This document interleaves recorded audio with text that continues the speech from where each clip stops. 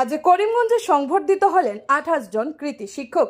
বৃহস্পতিবার অর্থাৎ আজ 60তম শিক্ষক দিবসে করিমগঞ্জের 28 জন কৃতি শিক্ষককে সংবর্ধনা জ্ঞাপন করা হয়।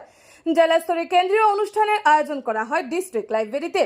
এদিন সকাল 11টায় প্রদীপ প্রজ্বলনের মাধ্যমে অনুষ্ঠানের শুভ সূচনা হয়। শিক্ষক দিবস উদযাপন সমিতির সভাপতি তথা জেলা আয়ুক্ত মৃদুল যাদবের পৌরোহিত্যে আহুত অনুষ্ঠানে মুখ্য বক্তা হিসেবে উপস্থিত ছিলেন প্রবীণ সাংবাদিক সতু রায়, উত্তর করিমগঞ্জের বিধায়ক কমলাক্ষ দেপুরকাস্ত, রাজ্যসভার সাংসদ মিশন রঞ্জন দাস সহ অন্যান্যরা।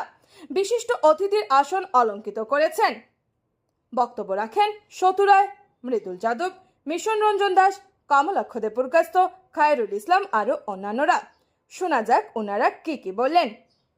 করিমগঞ্জ থেকে সুস্মিতা দাসের রিপোর্ট। সবাই জানি যে 1888 খ্রিস্টাব্দে 5 সেপ্টেম্বর আজকের দিনে মাদ্রাজে সর্বপল্লী রাধাকৃষ্ণন জন্মগ্রহণ করেছিলেন এবং ওনার জন্মের দিনটাই আমরা শিক্ষক দিবস হিসাবে আমরা পালন করি। আসলে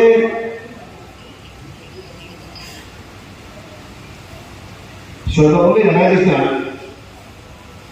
he feel proud, উনি নিজে গর্ববোধ করতেন যে শিক্ষক যদি ওনাকে কেউ বলতো বা শিক্ষক সমাজ শিক্ষা, উনি গর্ববোধ করতেন কেন ওনাকে শিক্ষক বলতো।